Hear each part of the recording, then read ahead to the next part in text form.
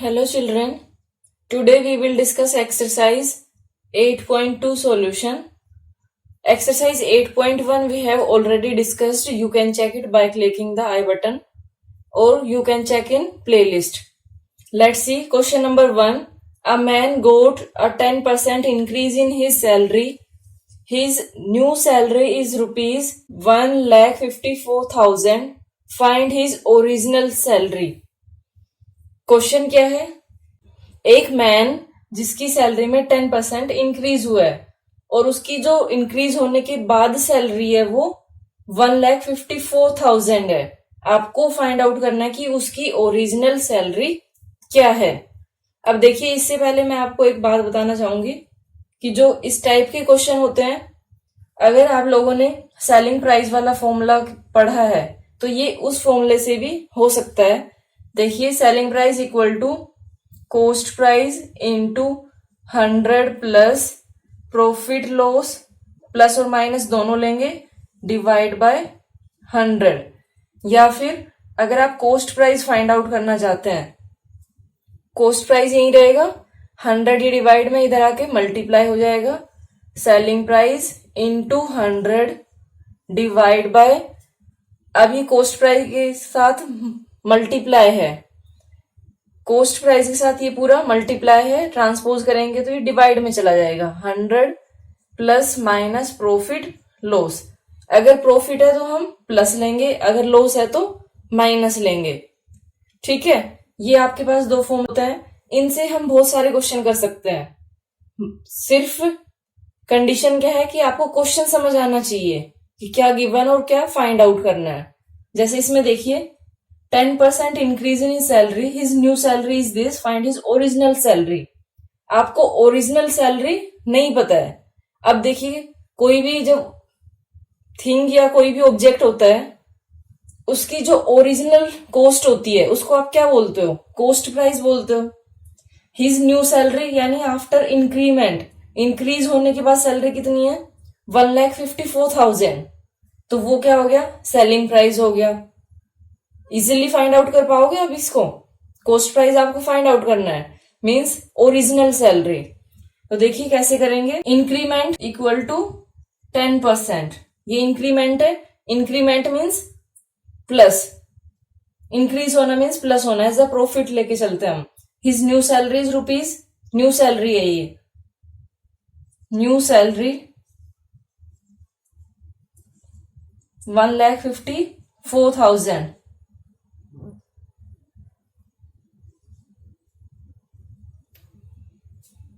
New salary यानी selling price. So cost price आपको find out करना है, ओरिजिनल सैलरी. तो इसके लिए देखिए, ओरिजिनल सैलरी, अगर आपको ये समझ आ गया कि ओरिजिनल सैलरी यानी कॉस्ट प्राइस आपको फाइंड आउट करना है, तो ये वाला फॉर्मूला आप लगा सकते हैं. ओरिजिनल सैलरी इक्वल टू, इसके लिए क्या लेंगे हम? Selling price. सेलिंग प्राइस के लिए मैं यहां पे क्या नोट कर रही हूं? New salary into 100 divide by 100 plus increment. मैंने इससे ये वाला फॉर्मूला यूज किया है. तो न्यू सैलरी कितनी है? 1,54,000 into 100 divide by 100 plus increment 10%.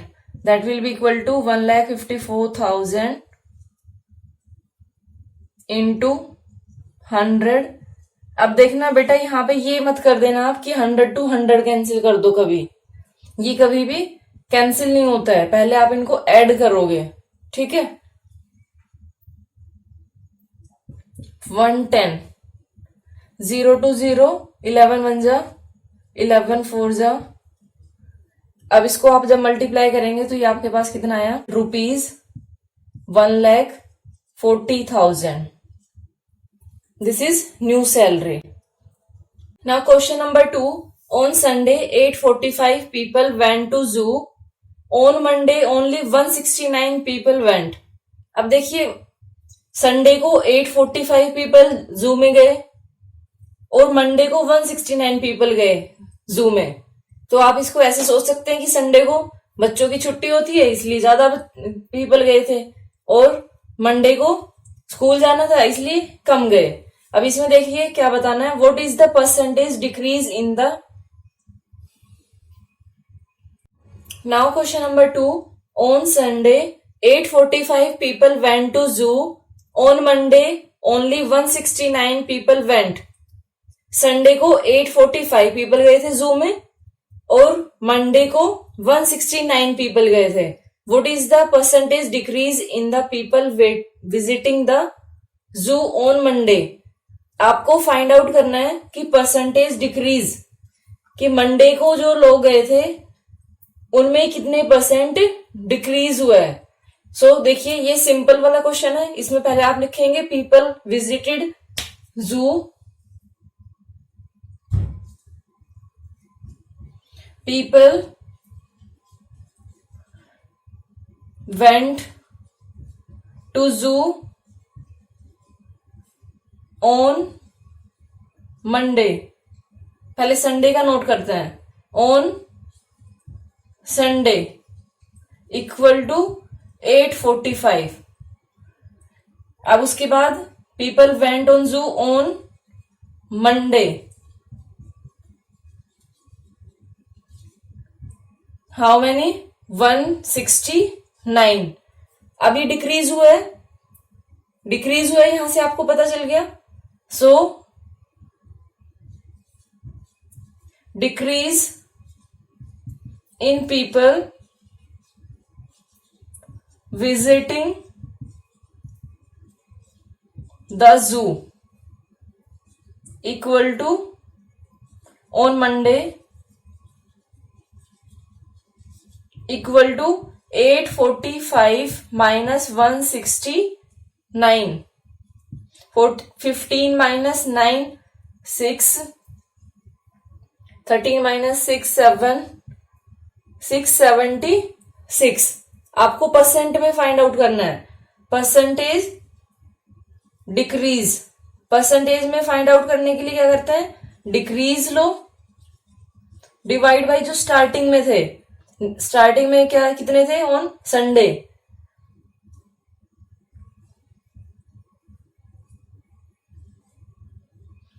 Decrease percent निकालने के लिए 676 जो डिक्रीज हुए हैं, और जो संडे को थे 845 इंटू 100, इसको कैंसिल करेंगे। 5 2 जा 10, 0, 5 1 जा 5, 6 जा 5, 9 जा। अब देखिए ये कैंसिल करके देखते हैं 13 से, 13 5 जा 13, 2 जा 13, 13 जा 169। ये यहाँ पे 13 है, 13 से फिर से चला जाएगा, 13 4 जा, यहाँ पे 4 आया, ये 4 into 20 that is equal to 80%। ये है डिक्रीज परसेंट। आपको डिक्रीज परसेंट फाइंड आउट करना था, ये आंसर आ गया। Now next question, question number 3, a shopkeeper buys 80 articles for rupees 2400 and sells them for a profit of 16%. Find the selling price. 80 articles है और आपको फाइंड आउट करना है कॉस्ट, प्रॉफिट कितना है 16%। अब देखिए ये वाले फॉर्मूले आप कहाँ पे यूज करते हैं, एक और भी तो फॉर्मूला होता है परसेंटेज निकालने के लिए जो हमने अभी प्रीवियस क्वेश्चन में किया था, डिक्रीज परसेंट। ये वाले फॉर्मूले आप कहाँ पे यूज करते हो, जहां पे प्रॉफिट या लॉस परसेंट में गिवन हो, प्रॉफिट लॉस परसेंट में गिवन हो, उन क्वेश्चन में आप ये वाले फॉर्मूले यूज करोगे। सो इसमें देखिए आपको सेलिंग प्राइस फाइंड आउट करना है। सेलिंग प्राइस फाइंड आउट करने के लिए कॉस्ट प्राइस आप पहले फाइंड आउट करेंगे। 80 आर्टिकल्स की है ये, पहले आप 1 की फाइंड आउट करिए, पहले 1 आर्टिकल की कॉस्ट फाइंड आउट करिए, आफ्टर दैट सेलिंग प्राइस निकाल दीजिए। सो let's C, cost of 80 articles equal to rupees 2400 and you have to find out cost of 1 article, that will be equal to 2400 divided by 80, 0 to 0, 8 3 जा 30 rupees. Cost of 80 articles equal to 30 rupees. Now profit percent equal to 16%. And you have to find the selling price. Selling price के लिए ये वाला formula use करेंगे हम. SP selling price of one article will be equal to cost price, that is 30 rupees. ये वाला formula पहले आप यहां पे नोट करेंगे, उसके बाद फाइंड आउट करेंगे. Into 100 plus profit plus 16 divide by 100. Now you will solve this. 30 into 116 divide by 100. इसको कैंसिल करिए. 4 2 जा 4, 9 जा 25, 4 जा 100. इसको कट करिए. 5 5 जा 5, 6 जा 29 इंटू 6, 6 4 जा 174 divide by 5. That will be equal to, when you will divide this, you will get rupees 34.80. So cost of one article equal to 34.80.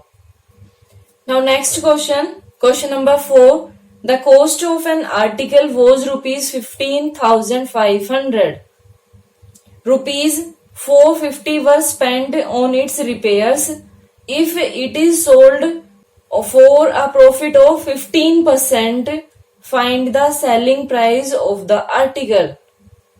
Question है आपके पास, cost of an article यानी cost price of article rupees 15,500 and 450 were spent on its repairs. अब देखिए, जब भी इस type का question आता है जिसमें कोस्ट प्राइस गिवन हो और रिपेयरिंग पे या फिर ट्रांसपोर्टेशन पे जो भी चार्जेस होते हैं वो गिवन हो, तब जब आप कोस्ट प्राइस फाइंड आउट करते हैं टोटल, तो वो ऐड कर लेते हैं उसके अंदर. कैसे? मान लो आप साइकिल लेके आए हो और वो साइकिल आपकी 1000 रुपए की है, लेकिन जब आप लेके आए, सेकंड हैंड साइकिल थी ये, जब आप लेके आए तो आपने देखा कुछ टूटा हुआ है, आपने उसके ऊपर 200 रुपीज और लगा दिए. अगर आपसे कोई पूछता है कि आपको ये साइकिल कितने में मिली, तो आप क्या बोलोगे? 1200 रुपए में. क्यों? क्योंकि 1000 रुपए में तो आप लेके आए थे और 200 रुपए आपने अपनी साइड से भी लगाए हैं, तो आप उसको भी इंक्लूड करते हो. सेम इसमें करेंगे हम. इसमें क्या है? Cost price, cost of an article equal to rupees 15,500. और जो ये एक्स्ट्रा चार्जेस होते हैं इसको हम क्या बोलते हैं? ओवरहेड्स बोलते हैं. ओवरहेड्स, जो भी एक्स्ट्रा चार्जेस होते हैं इसको, तो ओवरहेड्स या फिर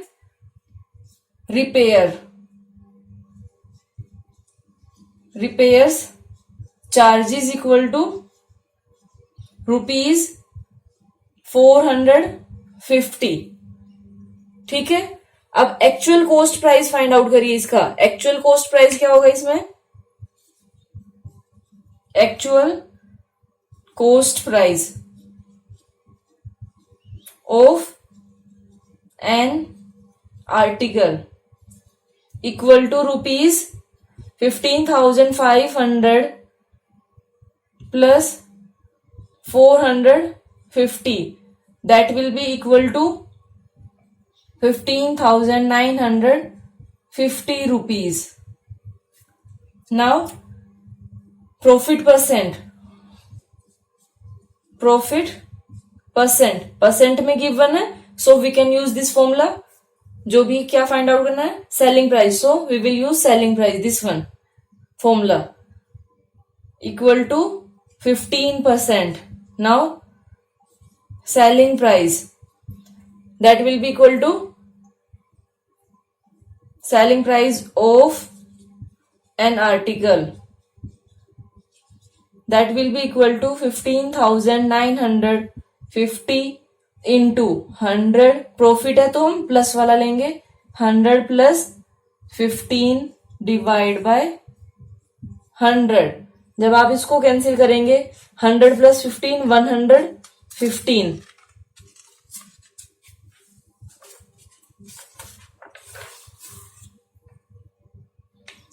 इसको सोल्व करेंगे 15,950 इंटू 115 डिवाइड बाय 100। 0 to 0, 5 2 जा 10, 5 3 जा 15, 5 2 जा। जब आप इसको मल्टीप्लाई करेंगे आपके पास आएगा 36685 divide by 2, that will be equal to 18,342.50 rupees. This is selling price of article. Now next question, a VCR and TV were bought for rupees 8,000 each. The shopkeeper made a loss of 4% on the VCR and a profit of 8% on the TV. Find the gain or loss on the whole transaction. Question है एक TV और VCR खरीदे गए हैं, दोनों की cost अलग अलग, दोनों की कॉस्ट 8,000 रुपीज है। जब VCR को सेल किया गया है तो उसको 4% लॉस के ऊपर किया गया है, 4% लॉस, एंड टीवी है उसको प्रॉफिट पे किया गया है। प्रॉफिट कितने का है? 8% प्रॉफिट। सो प्रॉफिट और लॉस ये आपको गिवन है। आपको सेलिंग प्राइस फाइंड आउट करना है पहले, कि जब आप इनको सिंगल सिंगल जब सेल करोगे तो प्राइस क्या होगा। उसके बाद आपको होल पे बताना है कि प्रॉफिट हुआ या लॉस हुआ। So let's see, cost of VCR equal to rupees 8,000। इसको पार्टीशन में करते हैं हम। Cost of TV equal to rupees 8,000, दोनों में सेम है कॉस्ट। लॉस VCR के ऊपर है, VCR के ऊपर कितना है? Loss percent equal to 4, and on TV there is profit that is equal to 8%। Percent में गिवन है, so we can use selling price formula. Selling price will be equal to CP into 100 plus, यहाँ पे loss है तो minus करेंगे, minus loss divide by 100। 8,000 into 100 minus 4 divide by 100, that will be equal to 8,000 into 96 bye 100। 0 to 0 ये cancel हो गई, that will be equal to, जब आप इसको मल्टीप्लाई करेंगे तो सेलिंग प्राइस इसमें आपके पास आएगा 7,000 रुपीज, 7,680। प्रॉफिट में देखिए सेम फॉर्मूला आप यूज करेंगे। Selling price CP into 100, profit है तो यहाँ पे प्लस लेंगे, प्लस प्रॉफिट डिवाइड बाय 100। ये ध्यान रखिए जब भी परसेंट में गिवन होता है तब ये वाला फॉर्मूला आप यूज करोगे। 8,000 into 100 plus 8 divide by 100। Now 8,000, बेटा गलती से भी इन दोनों को कैंसिल नहीं करना है, क्योंकि ये मैंने देखा है बहुत सारे बच्चे हम मिस्टेक करते हैं, इनको कैंसिल कर देते हैं। ये कैंसिल नहीं होगा। 100 to 100, पहले इनको ऐड करेंगे। 108 divide by 100, 0 to 0 cancel. When you will multiply this you will get 8 8 64, 8,640 rupees. Now we will find out total cost. आपको तो होल ट्रांजेक्शन पे फाइंड आउट करना है, होल ट्रांजेक्शन पे फाइंड आउट करना है ना, प्रॉफिट और loss. So now we will find out total selling price and total cost price of TV and VCR। Now total cost price of VCR and TV equal to 8,000 plus 8 plus 8, 8,000 equal to 16,000। Next selling price 7,680 plus 8,640, that will be equal to rupees 16,320। Now आप बताइए profit होगा या loss होगा। If selling price is greater than cost price, then we will have a profit. So profit will be equal to 16,320 minus 16,000. That will be equal to 320. आपको profit percent find out करना है। So profit percent में find out करने के लिए हम profit divide by cost price into 100, this formula we will use. So profit equal to 320 divide by 16,000 cost price into 100। 0 to 0, 0, 16 1 जा 16, 2 जा, 2%. So overall profit was 2%.